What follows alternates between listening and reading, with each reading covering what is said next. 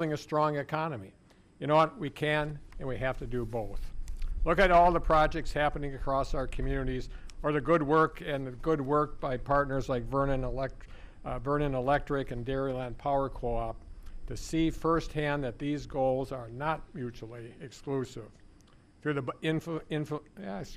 Inflation Reduction Act and the bipartisan infrastructure law, President Biden and Vice President Harris are helping jumpstart Wisconsin's transition to a robust, clean energy economy that will lower energy bills, create good-paying, family-supporting jobs, and promote energy independence, including in our rural area. Folks, it's all great news for our state, and it's because of Joe Biden and Kamala Harris. They get Wisconsin. I'm so grateful for the President and Biden-Harris administration's investment in Wisconsin, and I'm so excited for the future that we're working hard to do together. Can I get a heck yes for that, folks? There you go, Westby. Thanks so much. Take care of your roads. See you soon. Thank you.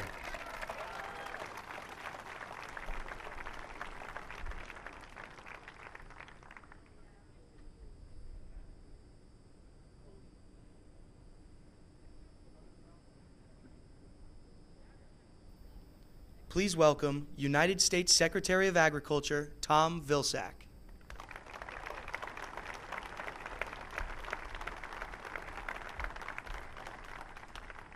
Thank you very, very much. It's great to be here. Certainly want to thank Vernon Electric Cooperative and the Dairyland Power Cooperative for the opportunity to be here with you all today. You know, 5 years ago at the World Dairy Expo here in Wisconsin, then Secretary of Agriculture Sonny Perdue spoke a harsh truth to all of us about those who care about small and mid-sized farming operations and the important role they play in rural America. In response to a question about the loss of small dairy operations, the Secretary lamented that in the United States you have to get big or you have to get out. This was a challenge to all of us to find a better way. And I'm pleased to say that the Biden-Harris administration, with the President's leadership, accepted that challenge. With the passage of the American Rescue Plan, the bipartisan infrastructure law, the President's Inflation Reduction Act, and other available USDA resources, we are developing new fields of expanded opportunity for small and mid-sized family farming operations, opportunities that will complement and not compete with the important work of large-scale commercial-sized agriculture. Our approach is simple. When you consider that 90% of American farm families are relying on the jobs and off-farm income from those jobs to help stay on the farm, it raises a fundamental question. And that question is, why can't we have a system in which it's the farm that works harder rather than the farm family? In real terms, that's what we're now doing here in Wisconsin and across the United States. Here's what it looks like. You only need to look at what is happening here, Governor Evers, in your home state of Wisconsin. The USDA and DeLong Company, for example, are partnering to pay farmers here in Wisconsin and 6 other states to offset the cost of growing crops using climate-smart and sustainable practices. In addition to lowering the cost of growing those crops, these farmers will also receive a premium for the grain and the fruit that is being produced from these climate-smart practices. In fact, some of that grain and fruit is finding its way to the Central Standard Distillery in Milwaukee, Wisconsin, to make a variety of climate-smart spirits. I'm told, Governor, that, and I understand that the cherry vodka is quite a hit. Now, this is just one of 27 projects here operating in the state of Wisconsin, covering 46 commodities where farmers will be paid to embrace climate-smart practices and receive a higher return for their work. USDA, as part of the President's competitive agenda, has invested in more processing capacity here in Wisconsin as well. This is providing a better price and a better market for livestock producers here, more choice and lower costs for consumers here in Wisconsin. USDA provided funding, for example, for the Crescent Meats facility in Chippewa County. That expansion project created new markets and better markets for producers of cattle, hog, lamb, and other species. They're now making a variety of specialty products. This is just one example here in Wisconsin of 17 investments we've made to expand processing capacity and more market opportunity. Now, we're here today to celebrate an historic investment in the New Era program. Now, I'd like to be able to make that announcement, but I think the boss would be upset if I did. So I'm not going to make the announcement, but I am going to say that this is another new field of expanded opportunity. Recently, I was outside of Green Bay, Wisconsin, at the Dairy Dreams dairy operation. That dairy is converting the manure from their operation into a variety of organic fertilizers that they now use on their fields to reduce the cost of raising the feed for their cattle. This saves us a significant amount of cost on the cost of fertilizer. In addition, this dairy operation is also selling the methane from that manure to a renewable gas company, which is developing a new stream of income for that dairy operation. Finally, we're working to make sure that American agriculture leads the way in the development and investing in new bio-based products, like sustainable aviation fuel made from agricultural products. Now, this opportunity is going to more than double the amount of biofuel production in the U.S. Now, that means higher income for farmers, particularly in the Midwest, and better paying rural jobs for those in Wisconsin. The investments and the historic investment the President will announce today are creating new and expanded opportunities for small and mid-sized family farming operations. Now, this is good news. This is good news for Wisconsin, it's good news for rural America, and it's good for all of America. Because when farmers do well, rural America does well, and when rural America does well, all of America does well. For that reason, may God bless those who farm and ranch and provide us with the food that we need, the fuel and the energy for our economy. God bless you all. Thank you.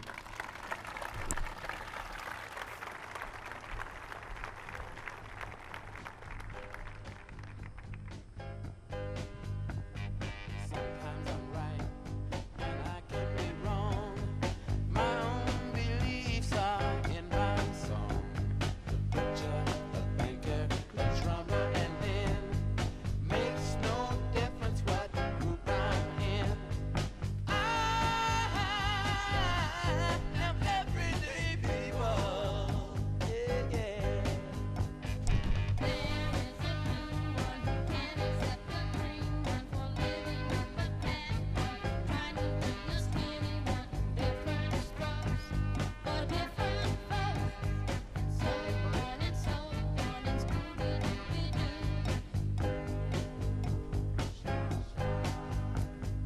We got to live together. I am no better, and neither are you. We are the same, whatever we do.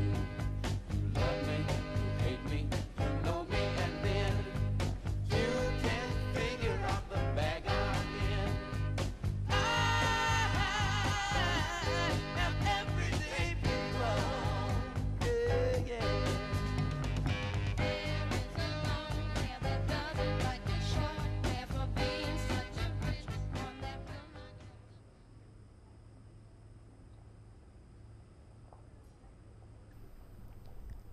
Please welcome Darren Von Ruden, President of the Wisconsin Farmers Union.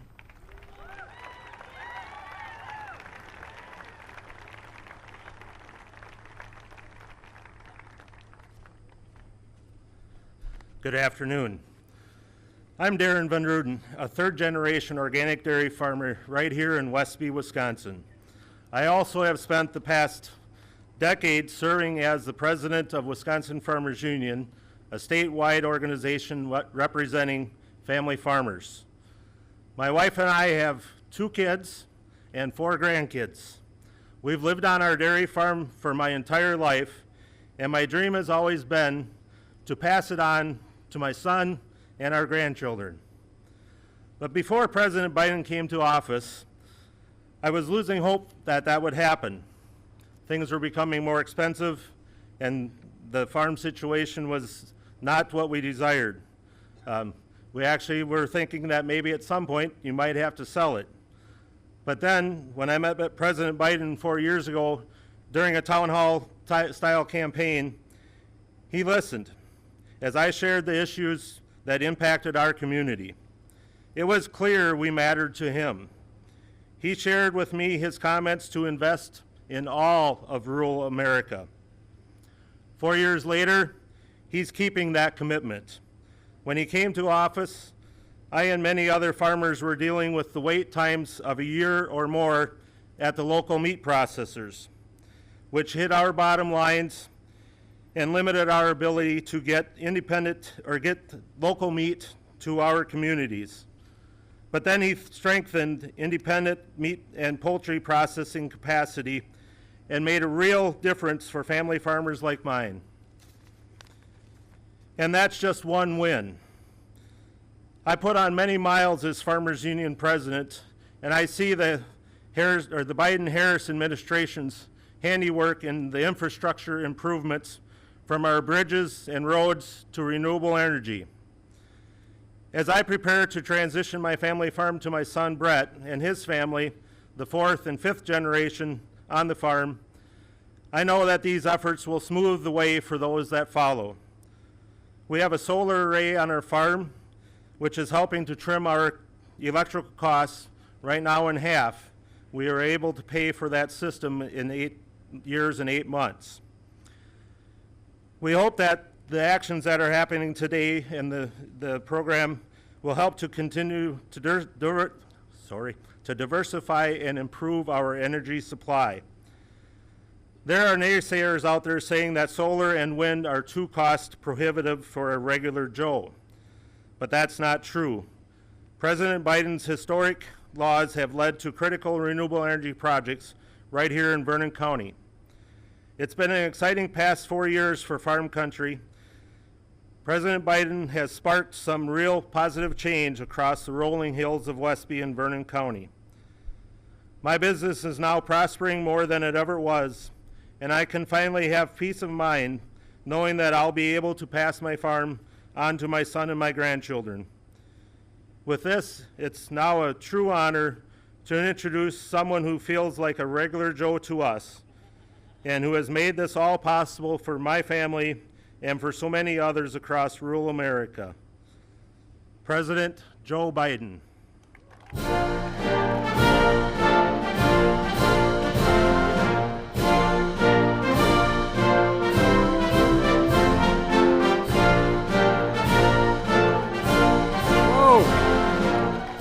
Hello. Hello, Wisconsin. First time I was here was about 180 years ago with William Proxmire when I was a 31-year-old senator. I'm only 40 now, but please have a seat if you have one. It's great to be back. Before I begin, with your permission, I'd like to say a few words about the school shooting yesterday in Winder County, Georgia. My wife Jill and I are mourning those 4 gunned down two students and 2 teachers, wounded and hospitalized 9 others. I'm sure you are as well. Students, just young teenagers, educators, just doing their jobs. A community like so many around the country, just getting back to school. And a joyous and exciting time, absolutely shattered. I directed my team to immediately ensure that we're doing everything we can to provide support. The Department of Justice and the FBI are working closely with the state and local law enforcement investigating this. We have a lot of information, not all of it. We're grateful to the school personnel and first responders who proved and prevented more people from being killed or injured and brought the suspect to custody. But as a nation, we cannot continue to accept the carnage of gun violence. I'm a gun owner. I believe strongly in the amendment, but we need more than thoughts and prayers. Some of my Republican friends in Congress just finally have to say enough is enough. We have to do something. Together, let's ban assault weapons. My dad is a hunter. I don't know a whole hell of a lot of deer wearing Kevlar vests. I'm serious about this. High-capacity magazines, once again, what do we need them for in terms of domestic use? There are too many people who are able to access guns that shouldn't be able to. So let's require safe storage of firearms. I know I have mine locked up, but how could you have an assault rifle, a weapon in a house, not locked up and knowing your kid knows where it is? Got to hold parents accountable if they let their child have access to these guns. Let's enact universal background checks and then immunity for gun manufacturers. And I realize I'm in a rural area like the rural parts of my state where guns, we all have them. And it's not popular to talk about it. But the truth is, there's a difference between rational and irrational. Imagine, the only outfit in the world that we can't sue and by law, passed by law, are gun manufacturers. How about if that was the case with big tobacco? What do you think would happen? If we're not able to have sued tobacco, how many more people would be dead now, but for the ability to change the law? Folks, common sense measures supported by responsible gun owners, it won't bring back those children, but thousands of children have been gunned down across. More children are killed or die from a gunshot wound than any other reason in the entire United States. Every disease, every accident, everything. More die as a consequence of a bullet in the United States of America. But they'll help save lives if we do the things we're talking about and prevent communities from being ripped apart again. We can do if we do it together, and I really think we can. So I just wanted to say that before we began. And now to our event today. Thank you, Darren, for that introduction and for sharing your story as a family farmer. And thank you to one of America's best, I say one of the 3 best governors in the entire United States of America. Where is he? There he is. Tony, you're the best, pal. When I think of Tony Evers, I mean this sincerely, one word comes to mind: integrity. Integrity. And sitting next to him is a former governor, not far from here, from Iowa, named Tom Vilsack, and his wife, Christy. Christy, you're there. Yeah, there you are. She's smarter than he is, just like Jill's smarter than I am. But Tom's doing a hell of a job as Secretary of Agriculture. And thanks to all the local elected labor and community leaders that are here. And a special thanks to Brent Ridge, CEO of Dairyland Power Cooperative, for hosting us today.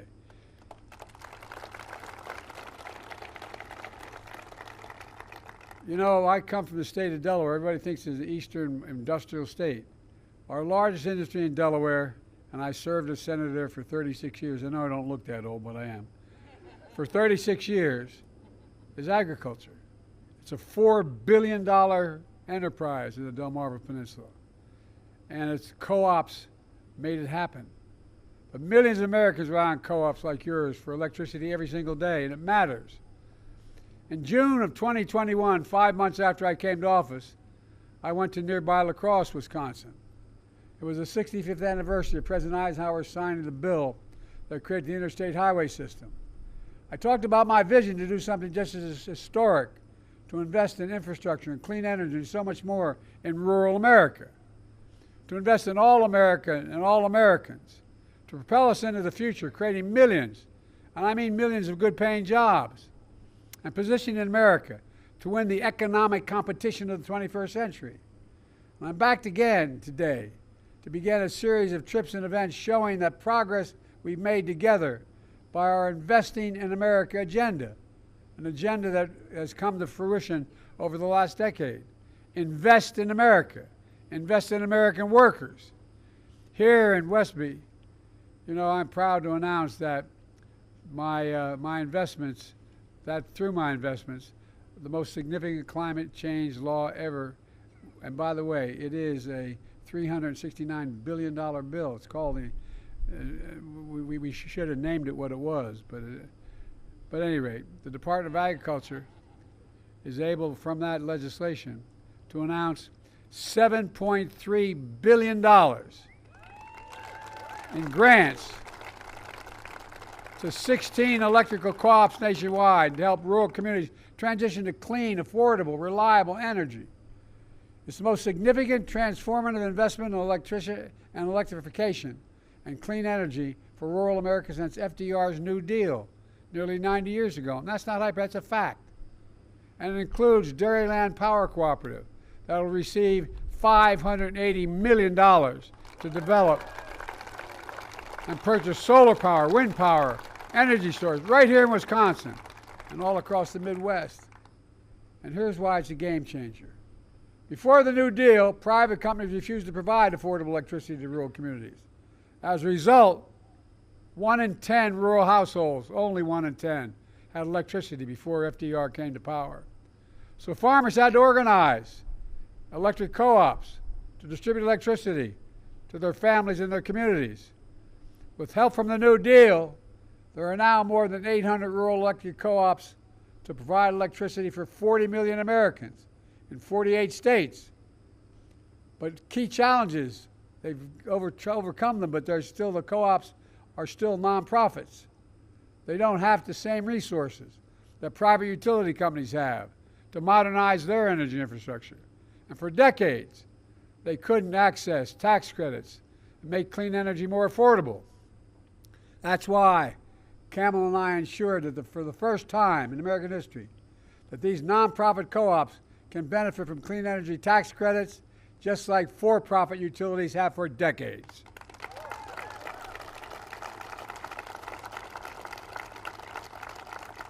We also created new tools for co-ops to refinance prior debts so they can go out there and not be held back from investing in their future. Today's historic announcement of $7.3 billion for rural electric co-ops builds on those steps.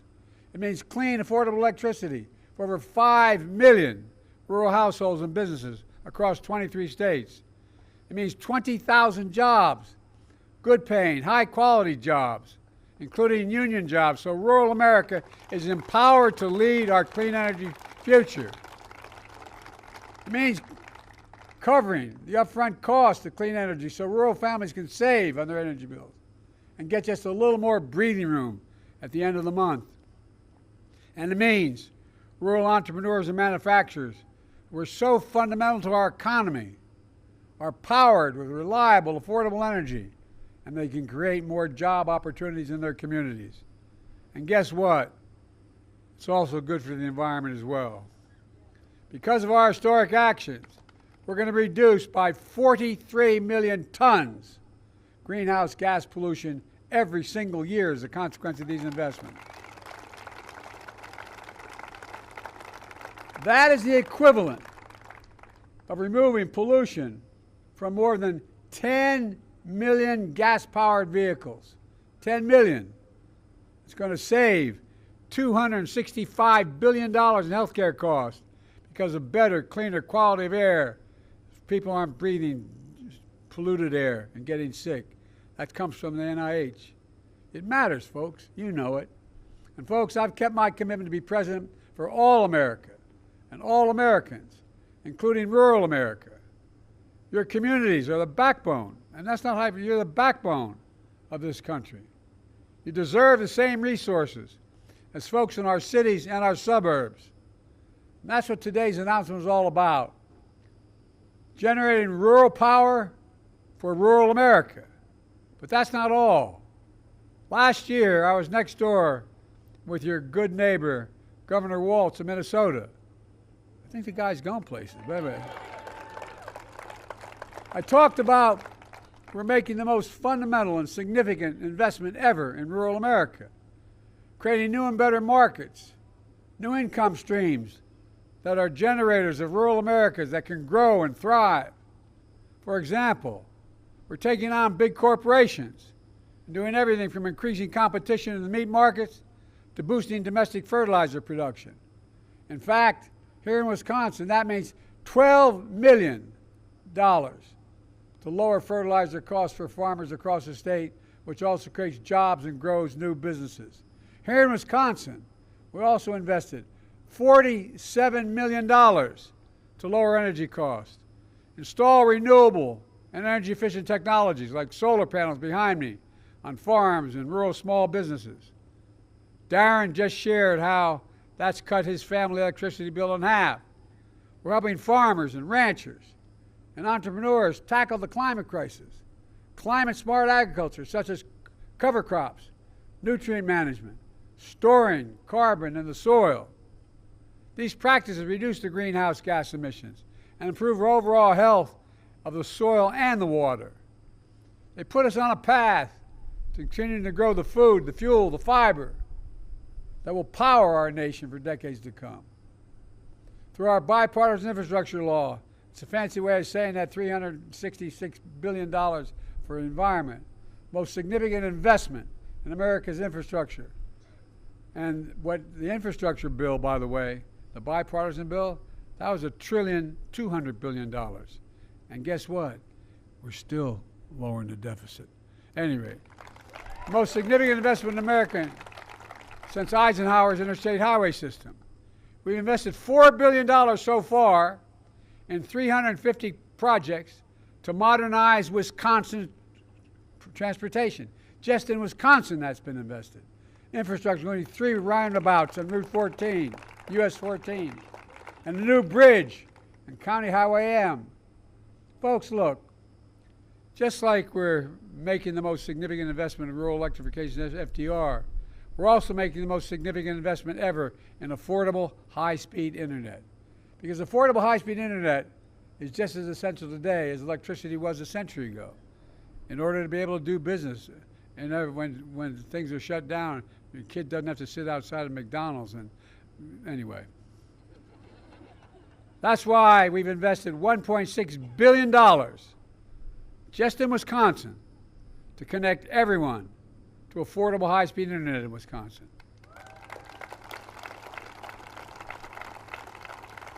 And since I took office, 72,000 more Wisconsin homes and small businesses have access to high-speed internet for the first time ever. We're going to keep it going.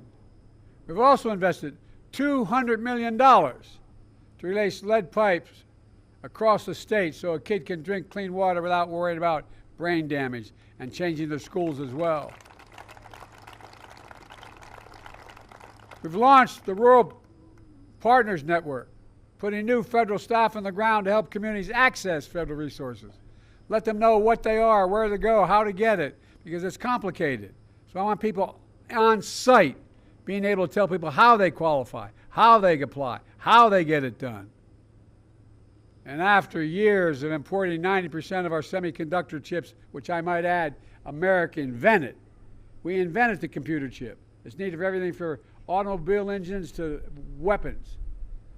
We passed the Chips and Science Act, has led private companies from around the world to come back. We used to have 40% of the market not too many years ago. And now we've got down to basically zero. So around from countries around, I travel from everywhere from North Korea, anyway, South Korea to across the world to get these computer chip factories to come. I asked when we convinced one of the companies in South Korea to invest in building these chips in America, I said, why would you do it? And they're investing several $1 billion. He said, because you have the most advanced workers in the world, and it's the safest place in the world to invest. Well, our Chips and Science Act has led private companies from around the world to invest hundreds of billions of dollars in new chips and battery factories, and more of them right here in America. With the leadership of your governor, you've already added 200,000 new jobs and attracted over $5 billion in Wisconsin in private sector investment in clean energy and advanced manufacturing.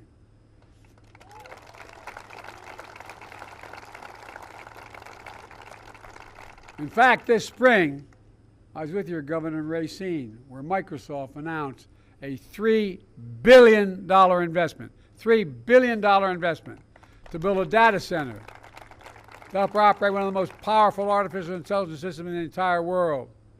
It's going to create thousands of good-paying jobs on site and across the state, creating even more opportunities in rural communities. Let's remember, my predecessor promised you that he would redevelop Foxconn factory in Racine. You been there lately? He didn't do a damn thing. Nothing. Folks, all these investments means family farms can stay in the family. Rural entrepreneurs can build their dreams. Your children and grandchildren won't have to leave home to make a living. I don't know how many of you have been confronted growing up where everything's going well and the son or daughter comes to mom or dad and said, I can't stay. There's not work for me here. I got to leave. That's stopping now. Because we're spreading opportunities to benefit everyone. Building a future where no one is left behind. Growing an economy from the middle out and the bottom up, not the top down. Because when you do that, everybody does well. Everybody does well. My dad used to have an expression, Joey, a job's about, my dad was a hard-working guy. Didn't go to college, a well-read guy because of World War II. Anyway, he worked like hell. He always come home to dinner before he'd go back and close the shop. And my dad used to say, Joey, a job's about a lot more than a paycheck. It's about your dignity. It's about respect. It's about being treated with respect. And it's about knowing you can look your kid in the eye and say, honey, it's going to be okay. You're not going to have to leave home to get a job. That's in stark contrast to my predecessor. When he was in office, he enacted a $2 trillion tax cut. $2 trillion tax cut that overwhelmingly benefited the very wealthy, the biggest corporations, and drove up federal deficit every single year of his presidency. He left office with the largest annual deficit in American history, $3 trillion. And by the way, I made a commitment when I got elected, and my vice president made a similar commitment. No one making under $400,000 will see a single penny in their taxes raised, not a single penny.